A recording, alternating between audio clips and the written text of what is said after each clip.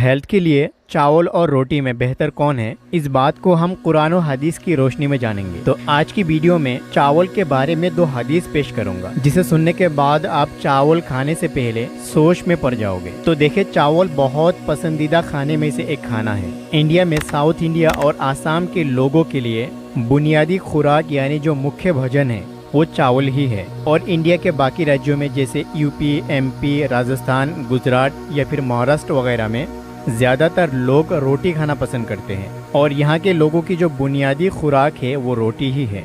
और यहाँ के लोग चावल कभी कभार शौक से खा लेते हैं बिरयानी बनाकर। तो इंडिया में लोग एक तरफ जहाँ रोटी खाना पसंद करते हैं और रोटी को बुनियादी खुराक मानते हैं, तो दूसरी तरफ एक भारी तादाद में लोग चावल खाना पसंद करते हैं।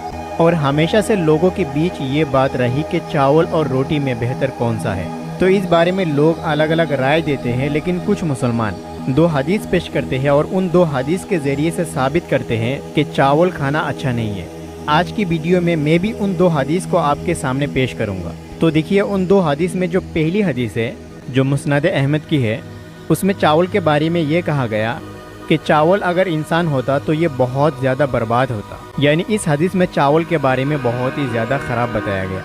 और दूसरी हदीस में ये बताया गया, दुनिया में जो भी चीज़ ज़मीन से पैदा होती है उसमें बीमारी और शिफा दोनों चीज़ें होती हैं सिवाय चावल के। तो ये 2 हदीस जिसमें चावल के बारे में जिक्र है। और इन 2 हदीस से बहुत सारे मुसलमान सोशल मीडिया में चावल के बारे में गलत बताते हैं। लेकिन मैं आपको बता दूं, ये जो 2 हदीस है बिल्कुल ज़ईफ। और तमाम मुहद्दिस इन हदीस के बारे में ये बताया कि ये दोनों हदीसें ज़ईफ और मन घड़त है। ये लोगों ने अपनी तरफ से बात कह के नबी सल्लल्लाहु अलैहि वसल्लम की तरफ मंसूब किया। और यही सच है, क्योंकि नबी सल्लल्लाहु अलैहि वसल्लम किसी भी सही हदीस में चावल के बारे में कोई जिक्र नहीं फरमाया। लेकिन कुछ लोग जो सिर्फ हदीस के नंबर को याद रखते हैं, बाकी हदीस के बारे में कुछ भी नॉलेज नहीं है, वो लोग ऐसे हदीस को लोगों के सामने पेश करके लोगों को उलझन में डाल देते हैं। तो ये जो 2 हदीस है जो मैंने आपके सामने बयान किया, ये मैं इसीलिए बयान किया क्योंकि इन 2 हदीस को सोशल मीडिया में बहुत ज़्यादा गलत तरीके से पेश किया जाता है, जबकि ये दोनों हदीस नबी सल्लल्लाहु अलैहि वसल्लम की तरफ मंसूब करना बिल्कुल सही नहीं, क्योंकि ये हदीस बिल्कुल ज़ईफ है।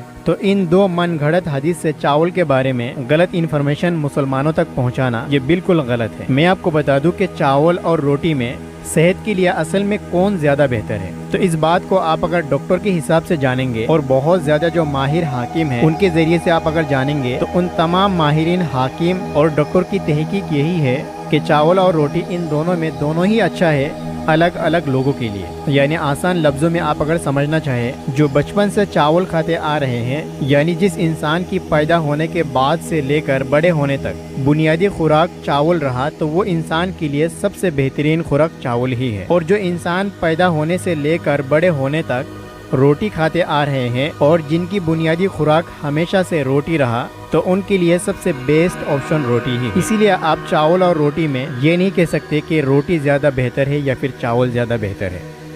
कुछ लोगों के लिए रोटी ज़्यादा अच्छा है और कुछ लोगों के लिए चावल ज़्यादा अच्छा है। तो दोनों को ही अल्लाह तबारक व तआला एक बुनियादी खुराक के तौर पर इस दुनिया में रखा।